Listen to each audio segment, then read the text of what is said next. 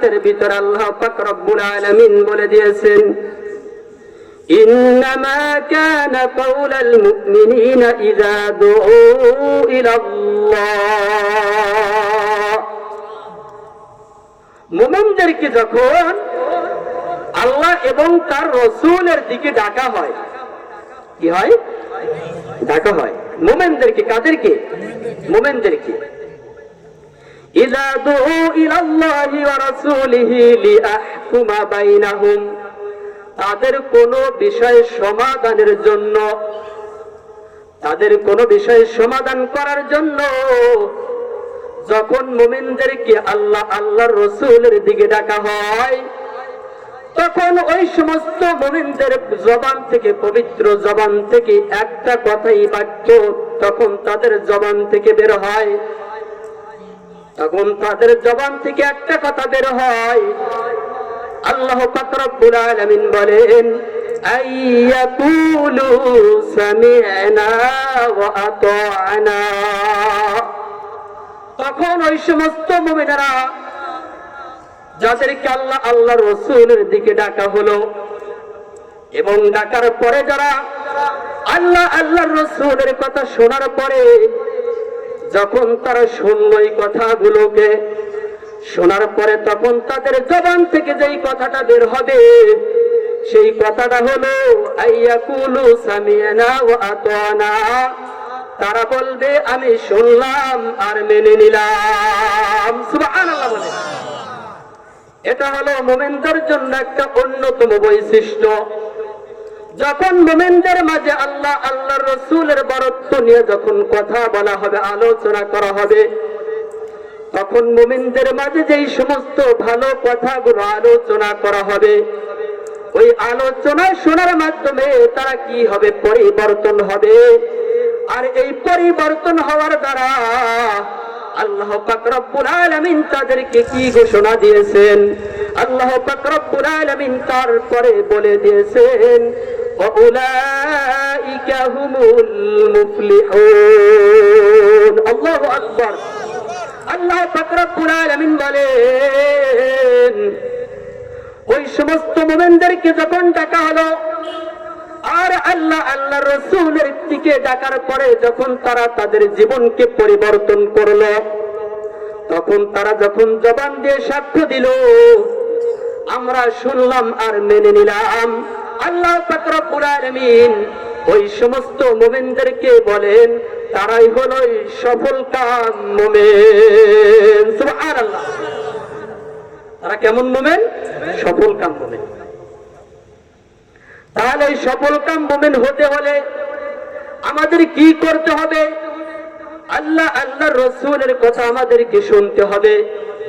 এরপরে আমাদের পরিবর্তন হওয়ার যে দিকগুলো আছে সেখান থেকে আমাদের কি করতে হবে? সাথে সাথে পরিবর্তন হয়ে যেতে হবে। আর যদি আমি পরিবর্তন হয়ে যেতে পারি, আল্লাহ পাক রব্বুল আলামিন আমাদের কি সফলকাম মুমিন বলে আখ্যায়িত করে দিয়েছেন। ঠিক কি না বলেন? আমি যে আয়াতটার মূল লক্ষ্য উদ্দেশ্যের দিকে চলে যাব, এর আগে সূরাতুন নূর, এই সূরার 55 নম্বর আয়াত, 55 নম্বর আয়াতের ভিতর আল্লাহ পাক রব্বুল আলামিন আমাদেরকে 3টা পুরস্কারের কথা বলেছেন। যেই পুরস্কারগুলো আমাদের পূর্বে ছিল কিন্তু এখন নাই। যেই পুরস্কারটা আমরা আমাদের হাতছানি করছি কেন? 2টা কাজ আমাদের থেকে কম হওয়ার কারণে। কয়টা? 2টা আমল আমাদের ভিতরে কমতি হওয়ার কারণে সেই 3টা আমাদের জন্য, সেই 3টা পুরস্কার আল্লাহ পাক রব্বুল আলামিন রেখে দিয়েছিলেন। এবং পূর্ববর্তী যারা ছিল তাদেরকে আল্লাহ পাক রব্বুল আলামিন দান করেছিলেন, কিন্তু আমাদের হাতে সেই 3টা জিনিস নাই। কয়টা জিনিস আমরা অর্জন না করার কারণে 3টা জিনিস হারাইলাম? কয়টা? 2টা জিনিসের আমল আমাদের ভিতরে না থাকার কারণে আমরা 3টা বড় বড় পুরস্কার আমরা হারাই ফেলেছি। আসলে আমাদের মাকাম মর্যাদা ছিল অনেক উপরে, আজকে মুসলমানরা এমন হয়ে গেছে যে মুসলমানরা কোরআনের কথা বলতে গেলেও, আল্লাহর রাসূলের সুন্নাহর কথা বলতে গেলেও তখন তাদের উপরে বাধা আসে কি আসে না? তখন তাদের উপরে হামলা আসে কি আসে না? তখন তাদেরকে জেলখানায় যাওয়া লাগে কি লাগে না? অথচ আল্লাহ পাক রব্বুল আলামিন আমাদেরকে এমন দুইটা আমলের কথা বলেছিলেন, এই দুইটা আমল যদি আমরা ধরে রাখতে পারতাম, আজ পর্যন্ত আমাদের সেই স্থান থেকে আমাদের সরে যাওয়া লাগতো না। সেই দুইটা জিনিস কি? আল্লাহ পাক রব্বুল আলামিন সূরাতুন নূরের 55 নম্বর আয়াতের ভিতরে বলেছেন, আমি কোন রাজনীতির কথা বলছি না, আমি আমাদের যে ভুলগুলো আছে সেই ভুলের কথা বলছি। এমন না বললেন না যে রাজনীতির কথা হুজুর বলবেন না। এই বাংলাদেশে যত বড় বড় ভাগা ভাগা রাজনীতিবিদ আছে, আমার দুই সামনে তাদেরকে বসায়া দিবেন এবং আমি কোরআন ও সুন্নাহ থেকে একের পর এক আলোচনা করব। যদি তারা মুসলমান হয়ে থাকে, আমার দিকে একবারও চোখ রাঙ্গাইয়া তাকানোর সাহস করতে পারবে না। এতটুকু সাহস হিম্মত রাখতে পারি ইনশাআল্লাহ। তো যে কথা বলেছিলাম, আল্লাহ পাক রব্বুল আলামিন সূরাতুন নূর এই সূরার 55 নম্বর আয়াতের ভিতরে বলছেন, ওয়াদাল্লাহুল্লাযীনা আমানু মিনকুম। আল্লাহ পাক রব্বুল আলামিন বলেন, তোমাদের মধ্যে যারা ঈমান আনে, কি আনে? তোমাদের মধ্যে যারা ঈমান আনে, ওয়া আমিলুস সালিহাত, এবং তোমাদের মধ্যে যারা ঈমান আনয়ন করার পরে নেক আমল করে, ভালো কাজ করে, কি কাজ করে? ভালো কাজ করে, ভালো কর্ম করে। এই দুইটা গুণ যাদের ভিতরে থাকবে, আল্লাহ পাক রব্বুল আলামিন তাদের জন্য বড় বড় 3টা পুরস্কারের ব্যবস্থা করে দিয়েছেন। বলেন সুবহানাল্লাহ।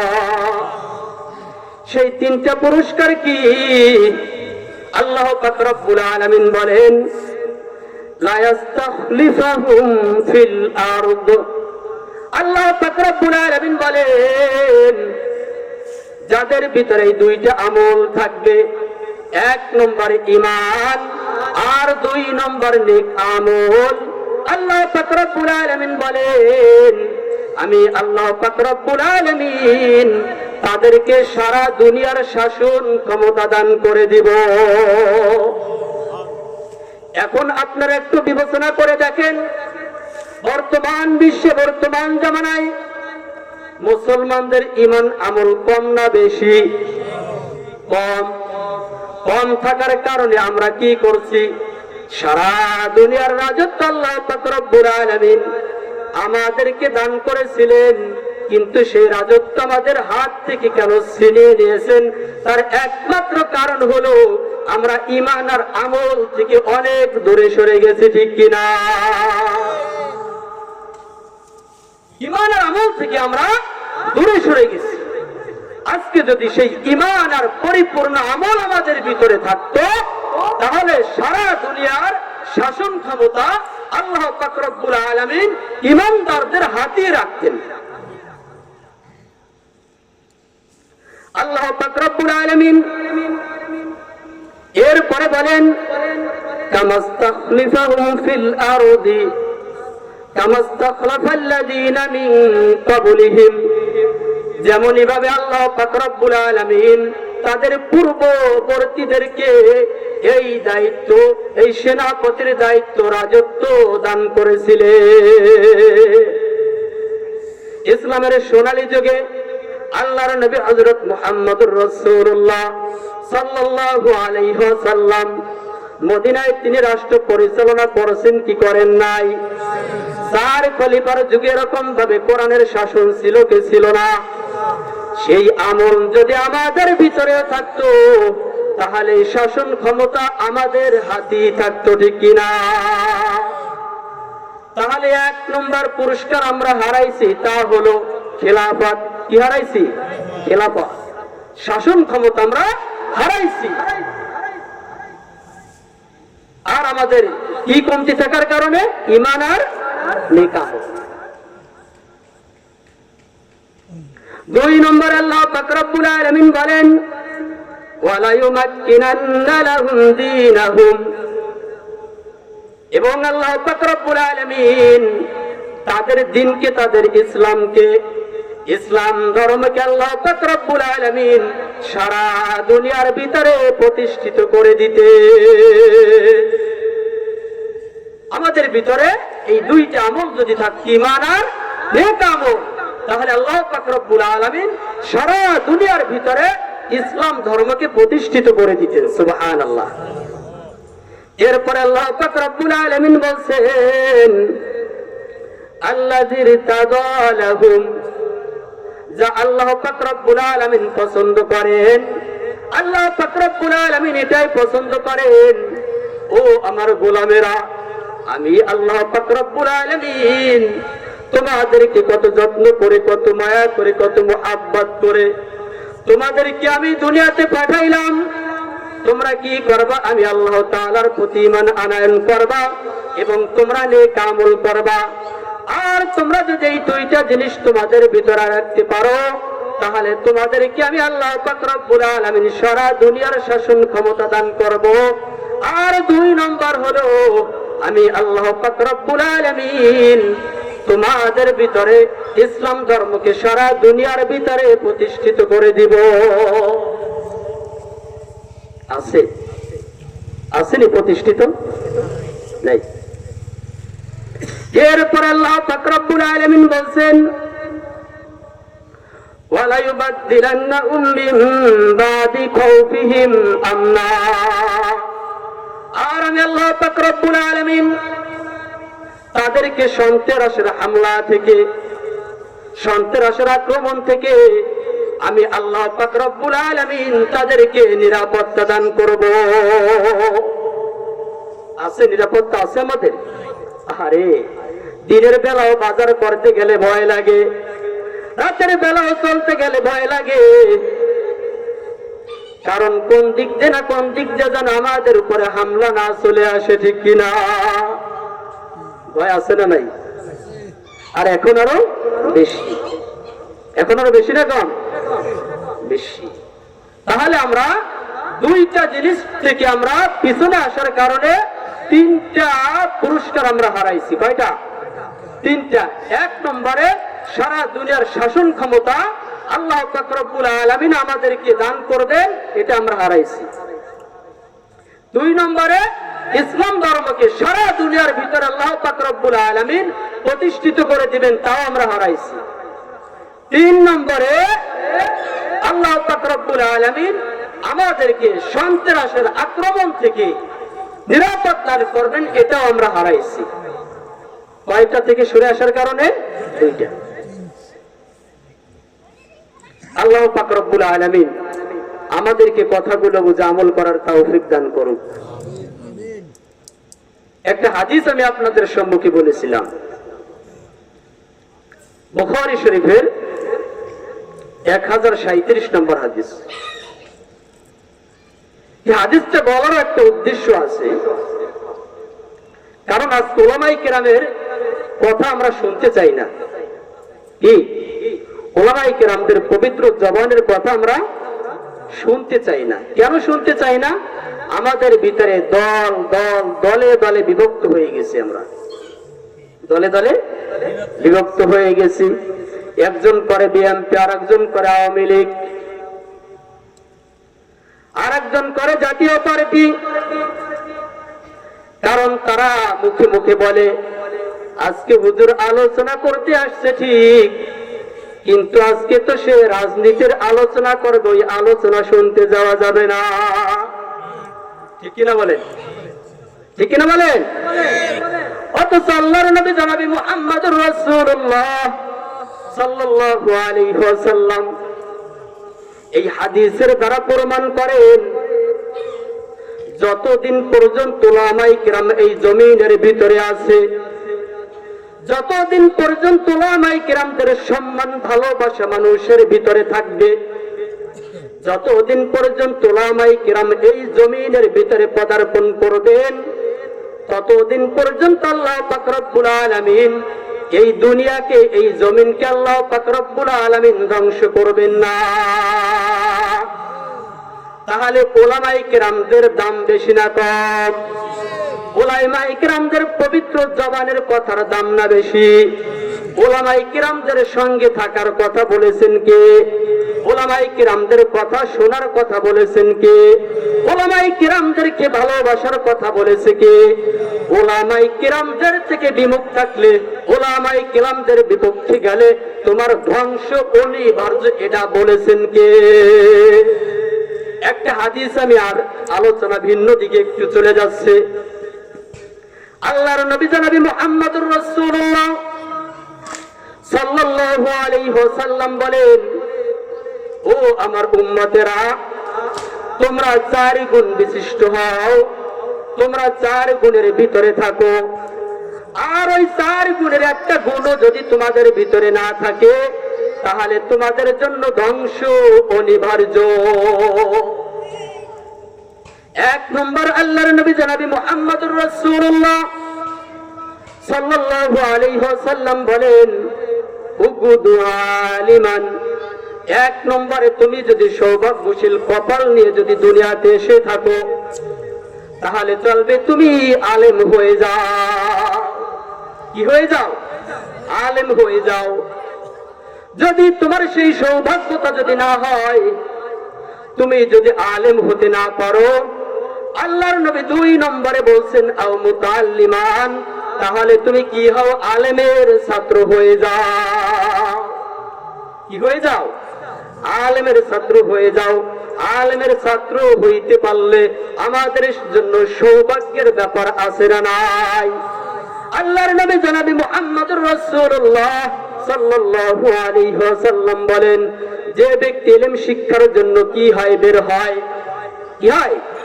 যেই ব্যক্তি ইলম শিক্ষার জন্য বের হয়, আল্লাহ পাক রব্বুল আলামিন এই ইলম শিক্ষার জন্য বের হওয়ার কারণে আল্লাহ পাক রব্বুল আলামিন তার জান্নাতের পথকে, তার জান্নাতের রাস্তাকে সহজ করে দেয়। সুবহানাল্লাহ বলেন। কার কথা? রাসূলের কথা। এজন্য নবী বলছেন, 1 নম্বরে, তোমার যদি সৌভাগ্যশীল কপাল হয়ে থাকে, তোমরা আলেম হও। আর যদি তুমি আলেম হতে না পারো, আলেমের ছাত্র হও। 3 নম্বর, আল্লাহর নবী বলেন, আও মুস্তামিআন। তুমি যদি আলেমের ছাত্র না হতে পারো, তাহলে তোমরা আলেমের কথা শ্রবণ করো। কার কথা? রাসূলের কথা। কারণ এখন আর নবী আসবে না, নবী আসার দরওয়াজা বন্ধ হয়ে গেছে। আল্লাহর নবী জনাবি মুহাম্মদুর রাসূলুল্লাহ সাল্লাল্লাহু আলাইহি ওয়াসাল্লাম বলেন, আনা খাতামুন নাবিয়্যিন লা নাবিয়্যা বাদি। আল্লাহর নবী জনাবি মুহাম্মদুর রাসূলুল্লাহ সাল্লাল্লাহু আলাইহি ওয়াসাল্লাম বলেন, আমি হলাম শেষ নবী, আর আমার পরে আর কোন নবী নাই। ঠিক কিনা বলেন? আর নবী আসবে না। তোমরা যদি আলেম ওলামাদের কথা শুনতে পারো, আর আলেম ওলামাদের কথা শুনে যদি তোমরা আমল করতে পারো, আমি পয়গম্বরকে দেখে শুনে তোমরা যে আমল করতা, যেমনই ভাবে তোমরা জান্নাতি মানুষে পরিণত হতা, ঠিক তেমনই ভাবে উলামায়ে কিরামদের পবিত্র জবানের কথা যদি তোমরা শ্রবণ করতে পারো, আর তোমরা শ্রবণ করার পরে যদি আমল করতে পারো, তাহলে তোমরাও জান্নাতি হয়ে যাইবা। এজন্য আল্লাহর নবী বলেন, তোমরা কি করো? আলেমের কথা শ্রবণ করো। শুধু এই 3টা পয়েন্ট বলে আল্লাহর নবী শেষ করেন নাই, সমাপ্ত করে নাই।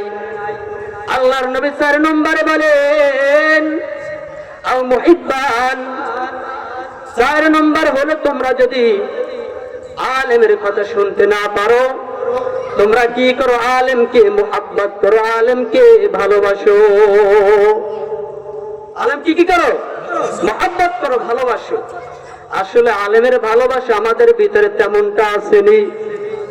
আমাদের চেহারার দিকে তাকাইলে, হাট বাজারে যখন চলাফেরা করি, তখন দেখা যায় আমাদের কথাবার্তায় আলেমের মুহাব্বত তেমনটা নাই।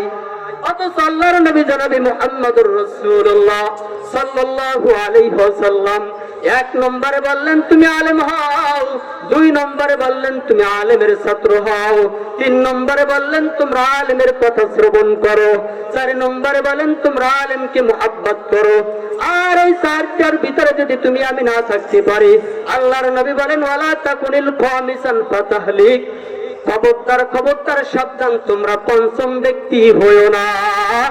আর তোমরা যদি পঞ্চম ব্যক্তি হও তাহলে তোমাদের জন্য ধ্বংস অনিবার্য।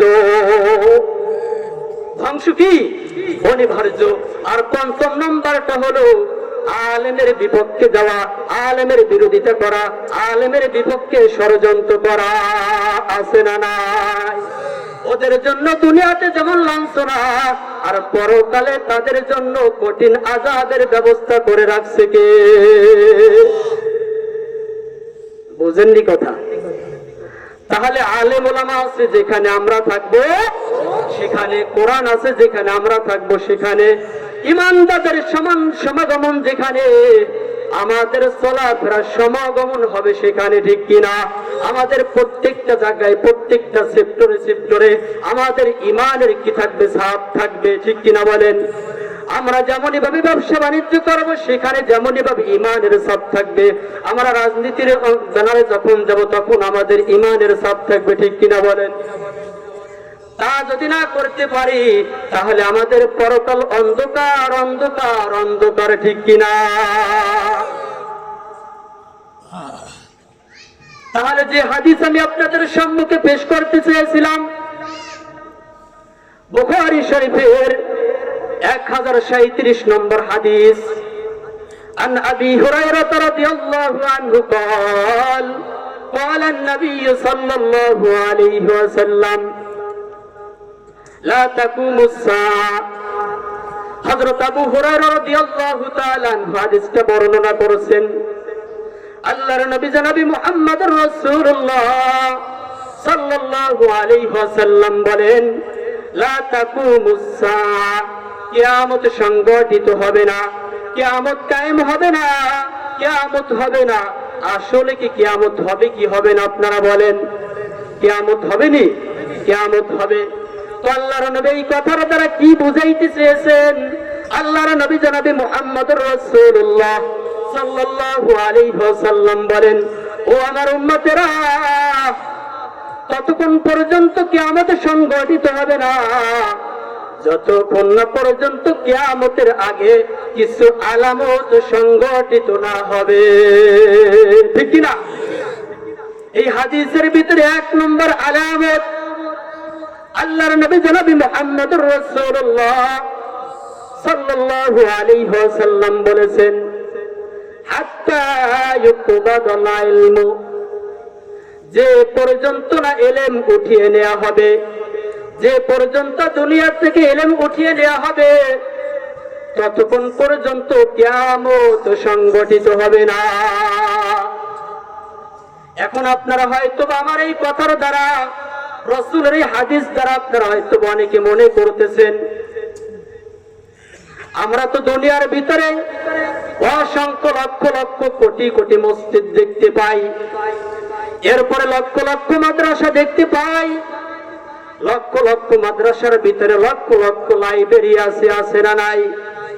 লক্ষ লক্ষ লাইব্রেরিও আছে। এরপরে লক্ষ লক্ষ মসজিদ যে আছে, মসজিদের ভিতরে অসংখ্য কোরআন মাজিদ আছে না নাই? আপনারা হয়তো অনেকে মনে করতেছেন, ধারণা করতেছেন আল্লাহর রাসূল যেটা বুঝিয়েছেন তা হলো আল্লাহর রাসূলের হাদিস এবং আল্লাহর কোরআন। এই কোরআনের হাদিস যখন উঠিয়ে নেবে আল্লাহ পাক রব্বুল আলামিন তখন কিয়ামত সংঘটিত করবেন। আসলে আল্লাহর নবী জনাবি মুহাম্মদুর রাসূলুল্লাহ সাল্লাল্লাহু আলাইহি ওয়াসাল্লাম কিন্তু এই হাদিসের মাধ্যমে এমন কোনো কথা বলে নাই। আল্লাহর নবী জনাবি মুহাম্মদুর রাসূলুল্লাহ সাল্লাল্লাহু আলাইহি ওয়াসাল্লাম বলেন, সাল্লাল্লাহু আলাইহি ওয়াসাল্লাম বুখারী শরীফের 100 নম্বর হাদিসের ভিতরে এই কথার উত্তর দিয়েছে। তিরমিজি শরীফের 2252 নম্বর হাদিসের ভিতরে আল্লাহর রাসূল জবাব দিয়েছে। হাদিসের নাম কি বললাম? বুখারী শরীফের 100 নম্বর হাদিস। কত? 100 নম্বর। তিরমিজির 2652 নম্বর হাদিস। মনে রাখবেন। আল্লাহর নবী জনাব মুহাম্মদুর রাসূলুল্লাহ সাল্লাল্লাহু আলাইহি ওয়াসাল্লাম বলেন, কিয়ামতের আগে ইলম কিভাবে উঠিয়ে নেওয়া হবে। আল্লাহর নবী হাদিসের ভিতরে বলছেন, ইন্নাল্লাহা লা ইয়াকবিদুল ইলমা ইনতিজাআ ইয়ানতাজিহু মিনান নাস। আল্লাহর নবী জনাব মুহাম্মদুর রাসূলুল্লাহ সাল্লাল্লাহু আলাইহি ওয়াসাল্লাম বলেন, শেষ জামানায় আল্লাহ পাক রব্বুল আলামিন আলেমদের সিনা থেকে, মানুষের থেকে আল্লাহ পাক রব্বুল আলামিন এক টানে ইলমকে উঠিয়ে নেবেন না। এক টানে সো মেরে আল্লাহ পাক রব্বুল আলামিন মানুষের সিনা থেকে, মানুষের নিকট থেকে ইলমকে উঠিয়ে নেবেন না। এক টানে আল্লাহ পাক রব্বুল আলামিন ইলম উঠিয়ে নেবেন না। তাহলে ইলম কিভাবে উঠিয়ে নেবেন? আল্লাহর নবী জনাব মুহাম্মদুর রাসূলুল্লাহ সাল্লাল্লাহু আলাইহি ওয়াসাল্লাম পরবর্তী অংশে এই কথার জবাব দিয়েছেন, ওয়ালাকি ইয়াকবিদুল ইলমা বিকবদিল উলামা। বরং আলেমদেরকে উঠিয়ে নেওয়ার মাধ্যমে, আলেমদেরকে দুনিয়া থেকে উঠিয়ে নেওয়ার মাধ্যমে আল্লাহ পাক রব্বুল আলামিন এই দুনিয়া থেকে ইলমকে উঠিয়ে নেবে। আলেমরা দুনিয়া থেকে যাবে, তখন ইলমও চলে যাবে।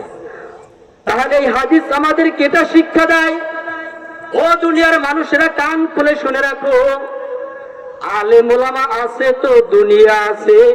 আলেম ওলামা দুনিয়াতে নাই, এই দুনিয়ারও কোনো গ্যারান্টি নাই, দুনিয়াও শেষ। ঠিক কিনা? তাহলে আলেম ওলামা আছে যতক্ষণ দুনিয়া আছে ততক্ষণ। সত্য না মিথ্যা? কার কথা?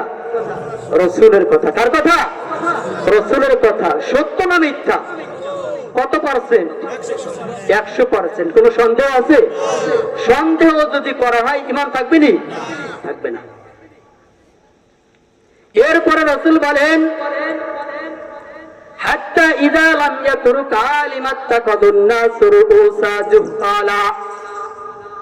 অবশেষে যখন আল্লাহ পাক রব্বুল আলামিন পুরো আলেমদেরকে অবশিষ্ট দুনিয়াতে রাখবেন না, তখন ওই জামানার মানুষগুলো মূর্খ জাহেল মানুষদেরকে নেতা হিসেবে গ্রহণ করে নেবে। মূর্খ জাহেলদেরকে নেতা হিসেবে গ্রহণ করে নেবে, যা আমরা বর্তমানে দেখতে পাই। ঠিক কিনা বলেন? গত 17 বছর একদল চালাইয়া তারপরে কি করছে? ভারতে গিয়ে অবস্থান করেছে। ঠিক কিনা? এরপরে আপনারা জেনে বুঝে যদি ওই সমস্ত গাফিলদেরকে, ওই সমস্ত জাহেলদেরকে, ওই সমস্ত বোকাদেরকে যদি আপনারা আবারও যদি নির্বাচনে আনেন, ওই সমস্ত বেঈমানদেরকে যদি আবার আপনারা কি করেন? নিযুক্ত করেন, তাহলে আপনাদের জন্য অবস্থা ভালো হবে না মন্দ? ভালো হবে না। কার কথা? দলিল দিয়ে কথা বলতেছি। কারো বাপের বেটার সাহস থাকলে এখানে এসে কথা বলতে পারে। বুঝেন না? আমি কথা এমনই বলি, আমি মসজিদে, জুমার মসজিদেও কাউকে গুই না, আমি কথা বলি না। এই দুনিয়ার কাউকে আমি গুই না, কথা বলি না। আমার এক মুসল্লি একদিনকে আমারে বলতেছে, অত্যন্ত ভালোবাসে, মোহাব্বত করে, আমাকে বলতেছে, হুজুর আপনি যে এইভাবে কথা বলেন, আপনার সামনে কেউ কি কিছু বলেন আপনার বিপক্ষে? বলে, আমি যখন বললাম যে আমি যেই কথাটা বলি, তখন তাদেরকে সাথে সাথে পাল্টা আর একটা জবাব দিই, কারো যদি দুঃসাহস থাকে আমার সামনে দাঁড়াই কথা বলে। তখন আমি বললাম, বিষয়টা কি বলেন তো? তখন ওই মুসল্লি, তিনি একজন দলিল লেখক, আমার মাদ্রাসা মসজিদের কমিটিরাও ছিল, তাদের সামনে এই কথাটা বলতেছে। তখন বলতেছে, হুজুর আপনি তো কথা যেটাই বলেন ওইটার দলিল আগে পেশ করেন, আর ওইখানে কারো বাপের বেটার সাহস নাই কথা বলার, ওইখানে কথা বলার কারো বাপের বেটার সাহস নাই। কারণ কোরআনের হাদিস থেকে যতক্ষণ পর্যন্ত কথা বলবো, ওই কথার বিপক্ষে যদি কেউ দাঁড়াইয়া যায়, তখন সে আমার বিপক্ষে দাঁড়াবে না, সরাসরি আল্লাহ আল্লাহর রাসূলের বিপক্ষে অবস্থান নিল, ঠিক কিনা? আর আল্লাহ আল্লাহর রাসূলের বিপক্ষে যদি অবস্থান নাই, ওই গাদ্দারের ঈমান 1 ইঞ্চিও থাকবে না, থাকবে না। এরপর আল্লাহর নবী জনাব মুহাম্মদুর রাসূলুল্লাহ সাল্লাল্লাহু আলাইহি ওয়াসাল্লাম বলেন, মানুষ কি করবে? জাহেল মূর্খদেরকে নেতা হিসেবে গ্রহণ করে নেবে। শুধু কি তাই না, না, আল্লাহর নবী জনাব মুহাম্মদুর রাসূলুল্লাহ সাল্লাল্লাহু আলাইহি ওয়াসাল্লাম বলেন, ফাসুইলু ফাআফতাউ। তারপরে ওই সমস্ত নেতাদেরকে, ওই জামানার ওই সময়ের লোকেরা কি করবে? বিভিন্ন বিষয়ে তারা মাসআলা জিজ্ঞেস করবে, বিভিন্ন বিষয়ে তারা মাসআলা জিজ্ঞেস করবে, ফতোয়া জিজ্ঞেস করবে। তখন ওই সমস্ত মূর্খ জাহেল নেতারা বিগয়রি ইলমিন, তারা কি করবে? ইলম ছাড়া, জ্ঞান ছাড়া তারা ফতোয়া দিয়ে দিবে। কার কথা? রাসূলের কথা। শুধু কি তাই? শুধু তাই নয়, আল্লাহর নবী বলেন, ফাদাল্লু ওয়া আদাল্লু। ওই জাহেল মূর্খ নেতার কথা যারা শুনবে, 1 নম্বর ওই জাহেল মূর্খ নেতা কি হবে? পথভ্রষ্ট হয়ে যাবে। ওই জাহেল নেতা কি হবে? সে গোমরাহ হয়ে যাবে। এবং যাদেরকে ওই ফতোয়া দিবে, যাদেরকে ওই ফতোয়া দিবে, মাসআলা দিবে, ওই সমস্ত মানুষরাও তখন গোমরাহ হয়ে যাবে, পথভ্রষ্ট হয়ে যাবে। কার কথা? রাসূলের কথা। ভালো লাগে? হ্যাঁ, অনেকের হয়তো ভালো লাগে না। ভালো না লাগলে আমি কি করব বলেন? কিছু করার আছে? আমাদের এই দুনিয়া ক্ষণস্থায়ী, কি ক্ষণস্থায়ী? আজকে আছে, কালকে নাই।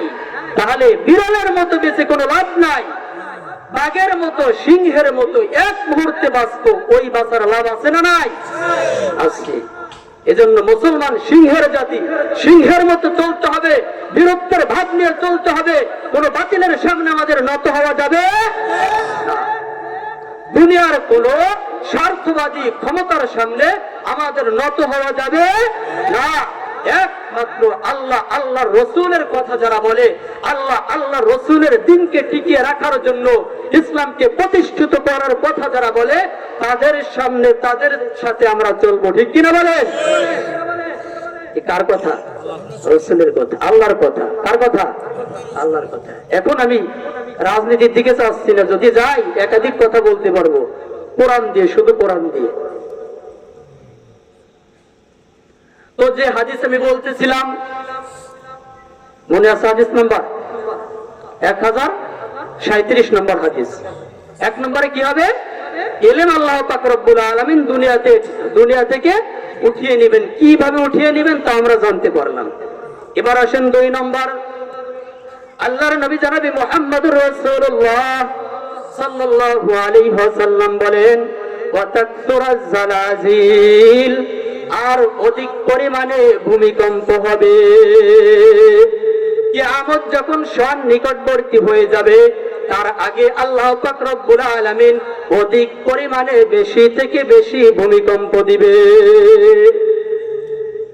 ভূমিকম্প বর্তমানে কম না বেশি? কম না বেশি বলেন? বেশি। এরপরে 3 নম্বর আল্লাহর নবী বলেন, ওয়াতাকারাবাজ জামান, সময় মানুষের সংকুচিত হয়ে যাবে, সময় কমে যাবে। যেই কাজটা আমরা 1 ঘন্টার ভিতরে সম্পূর্ণ করতে পারতাম, ওই কাজ দেখা যাবে 3 ঘন্টার ভিতরে আমরা সম্পূর্ণ করতে পারতেছি না। অর্থাৎ সময় ছোট হয়ে যাবে, দিন ছোট হয়ে যাবে, ঘন্টা ছোট হয়ে যাবে, মাস ছোট হয়ে যাবে, এরকম ভাবে বছরও ছোট হয়ে যাবে। আপনারা এবার জবাব দিয়ে বলেন, বর্তমানে সময় কম হয়েছে কি হয় না? আমাদের মুরাব্বিরা অনেক সময় বলে যে এখন বছর মনে হয় 6 মাসে হয়ে যায়। কয় মাসে? 6 মাসে।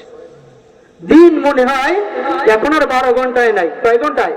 মনে হয় যে 8 ঘন্টা হয়ে গেল গা, ঠিক কিনা বলেন? মাঝে মাঝে একটু বাংলা কথা বলতেছে আর কি। এরপরে রাসূল বলেন ওয়াতাযহারুল ফিতান, এবং তোমরা সেই জামানার মানুষের ভিতরে 4 নম্বর যে আলামতটা ঘটবে, আর তা হলো একের পর এক ফিতনা দুনিয়ার ভিতরে আসতে থাকবে। এই ফিতনা সেই ফিতনা, ওদিক দেখা যায় হিজবুত তাওহীদের এক ফিতনা, এদিক দেখা যায় আর কি গয় আহলে হাদিসের আর এক ফিতনা। ইসলামের ভিতরে কত রকমের ফিতনা, ইসলামের বাইরে তো ফিতনার কোনো শেষ নাই, ঠিক কি না?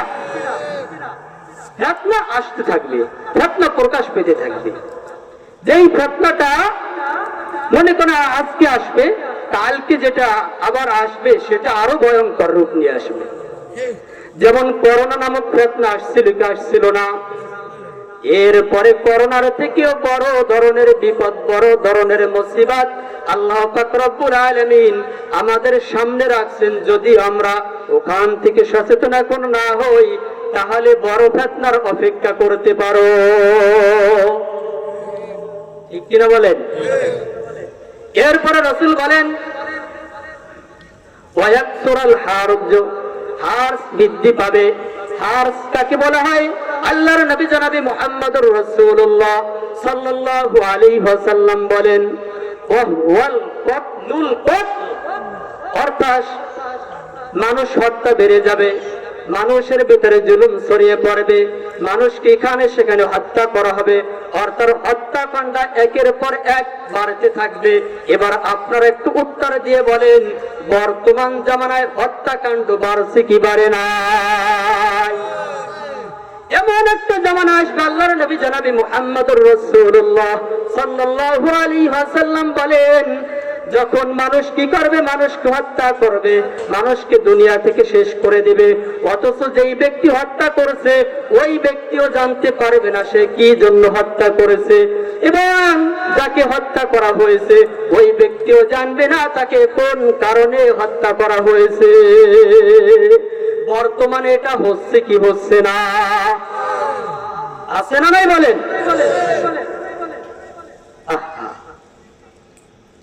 শুধু কি তাই? এরপরে আল্লাহর নবী বলেন হাত্তা ইয়াকসুরা ফীকুমুল মালু ফায়াফিদ, মানুষের সম্পদ এত পরিমাণে বৃদ্ধি পাবে, পাহাড় পরিমাণ সম্পদ হয়ে যাবে, তারপরে মানুষ বলবে আরো লাগবে, আরো লাগবে। আল্লাহর নবী বলেন মানুষের সম্পদ এত বেশি বেড়ে যাবে যে মানুষের সম্পদ বাড়ার কারণে মানুষের সম্পদ উপসে পড়তে থাকবে। হচ্ছে কি হচ্ছে না? যার 1 তলা আছে সে বলে আমার 2 তলা লাগবে, 2 তলা হলে বলে 3 তলা লাগবে, 3 তলা হইলে বলে 4 তলা লাগবে, 4 তলা হইলে বলে 5 তলা লাগবে, 5 তলা হইলেও বলে আমার 10 তলার স্বপ্ন আছে, ঠিক কিনা? অর্থাৎ মানুষ শুধু বলে আমার লাগবে, আমার লাগবে। আর আল্লাহর নবী বলছে মানুষের ধন সম্পদ এত বেশি হবে যে মানুষের সম্পদ উপসে পড়বে, মানুষের সম্পদের যাকাত আসবে কিন্তু যাকাত দিবে না, মানুষের সম্পদকে মানুষ কি করবে? জরিমানা মনে করবে। করে কি করে না? যাকাত দেয়? আসেনি? অথচ আল্লাহর নবী জনাবে মুহাম্মদুর রাসূলুল্লাহ সাল্লাল্লাহু আলাইহি ওয়াসাল্লাম বলেন মানিউজ যাকাত ইয়াউমাল কিয়ামাতি ফিন্নার, যাকাত আদায় করেন এমন ব্যক্তি কাল কিয়ামতের ময়দানে, হাশরের ময়দানে আল্লাহ পাক রব্বুল আলামিন তাকে জাহান্নামে প্রবেশ করাই দিবেন। নাউযুবিল্লাহ। এখানে অনেকে আছে হয়তো বা যাকাত দিতে পারে কিন্তু যাকাত দেয় না, আছে না নাই? আছে। কোরবানির সময় কোরবানি দিতে পারে কিন্তু কোরবানি দেয় না, আছে না নাই? ধন সম্পদ বিপুল হয়ে গেছে কিন্তু মা বাবাকে সুনজরে দেখতে পারে না, আছে না নাই? তো সেটাকে ঠিক করতেছে? হ্যাঁ, তাহলে ইমানদারদের কথা কি ছিল? আল্লাহ আল্লাহ রসুলের কথা শুনবে আর তারা কি করবে? মানবে। মানতে হবে, তাহলে মুমিন হওয়া যাবে, অন্যথায় হওয়া যাবে না। আর একটা হাদিস আমি আপনাদের সম্মুখে পেশ করতেছি। বুখারী শরীফের 6037 নম্বর হাদিস। এই হাদিসটা আবু হুরায়রা রাদিয়াল্লাহু তাআলা আনহু বর্ণনা করেছেন। আন আবি হুরায়রা রাদিয়াল্লাহু আনহু قال قال رسول الله صلى الله عليه وسلم يتقارب الزمان। হযরত আবু হুরায়রা রাদিয়াল্লাহু তাআলা আনহু থেকে হাদিসটা বর্ণিত। আল্লাহর নবী জনাবে মুহাম্মদুর রাসূলুল্লাহ সাল্লাল্লাহু আলাইহি ওয়াসাল্লাম বলেন, ইয়াতাকারাবুজ জামান, কিয়ামত সন্নিকটবর্তী হচ্ছে, কিয়ামত নিকটবর্তী হচ্ছে। কিয়ামত যত বেশি নিকটবর্তী হবে তত মানুষের অবস্থানটা কি হবে, মানুষের অবস্থাটা কি হবে? আল্লাহর নবী বলেন, ওয়ায়ানকুসুল আমালু, যত কিয়ামত নিকটবর্তী হবে মানুষের আমল তত বেশি কমতে থাকবে। মানুষের আমল বর্তমানে কম না বেশি বলে? আজকে ওয়াজ নসিহতের কোনো অভাব নাই, মসজিদের অভাব নাই, মাদ্রাসার অভাব নাই, উলামায়ে কিরামদের অভাব নাই, দ্বীনের কথা শোনার মানুষের অভাব নাই। তারপরে এখন তো দলাদলির কারণে অনেক মানুষই আসে না, তারপরে বলি মানুষ শ্রবণ করে।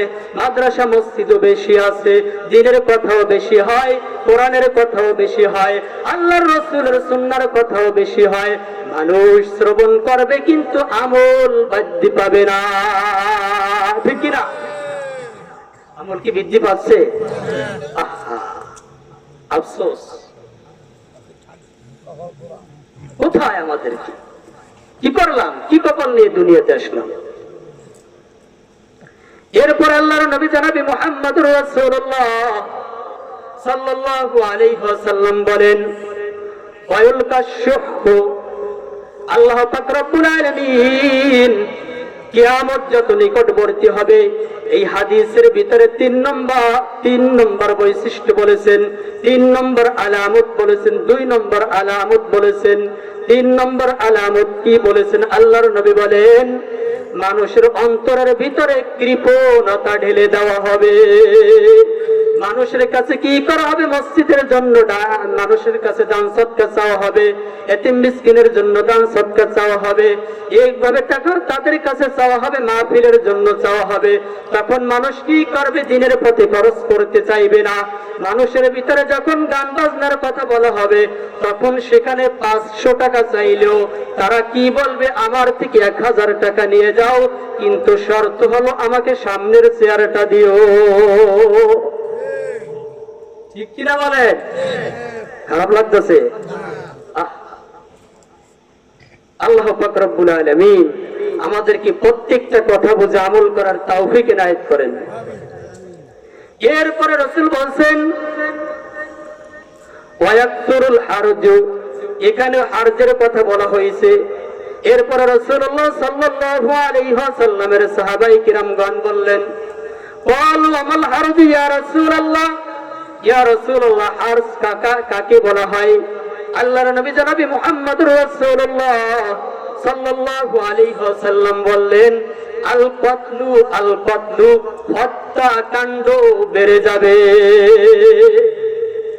হত্যাকাণ্ড কি হবে? বেড়ে যাবে। এই জন্য আলেম ওলামাদের সাথে থাকার দরকার আছে না নাই? আলেম ওলামাদের নিসবতে থাকতে হবে, আলেম ওলামাদেরকে ভালোবাসতে হবে, আলেম ওলামাদের কথা শুনে শুনে আমল করার দরকার আছে না নাই?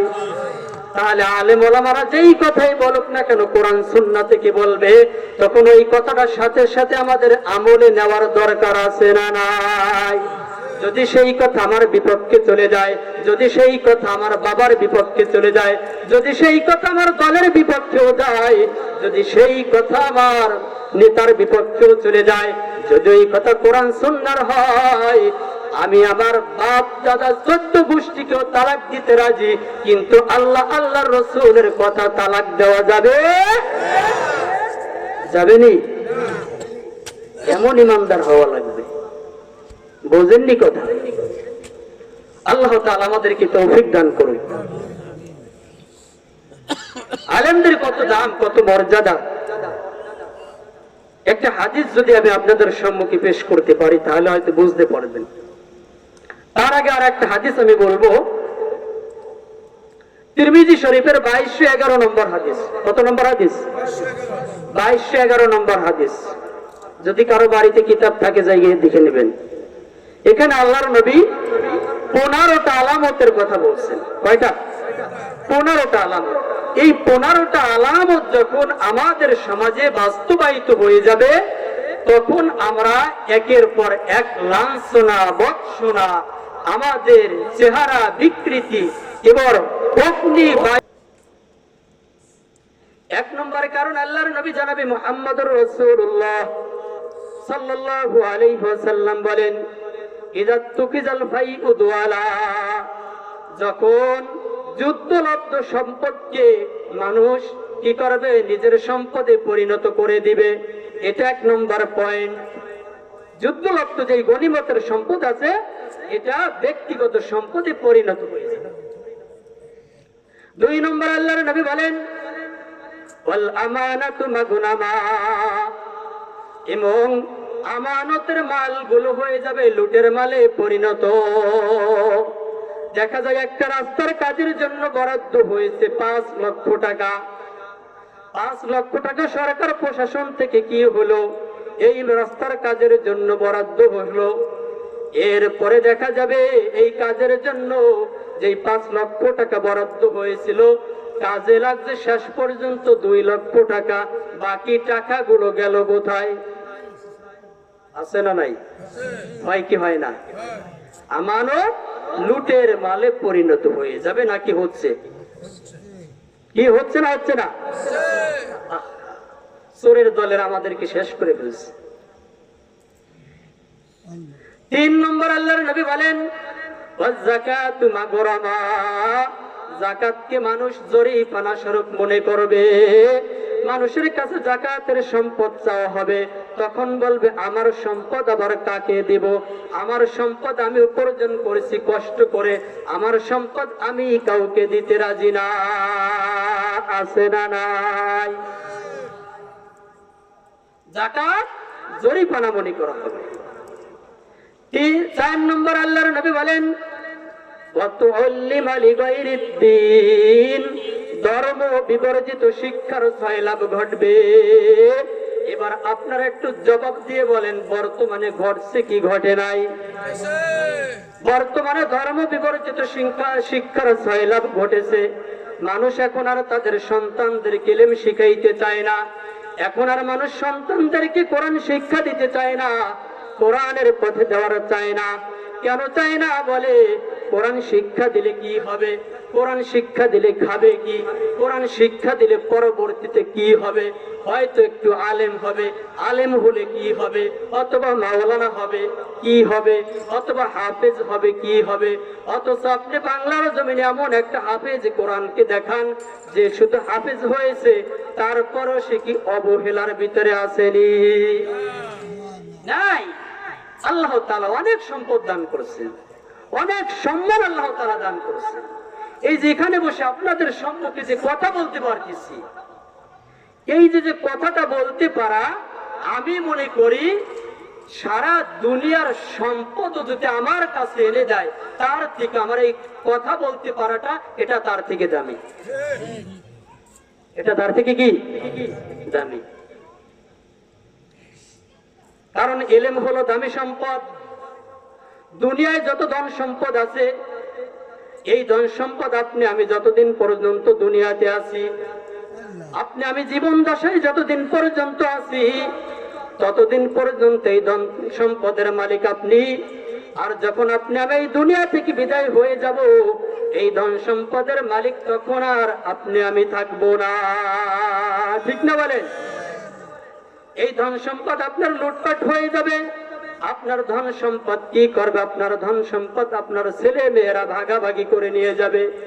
কিন্তু ইলম হলো এমন একটা জিনিস, এমন একটা জিনিস আপনি আমি যদি অর্জন করতে পারি, এই জিনিস আপনার সিনার ভিতরে আয়ত্ত হবে, কখনো ভাগাভাগি হবে না। ঠিক কিনা বলেন? ভাগ আছে? ভাগ কেউ চাইলেও দেওয়া যাবে? যাবে না।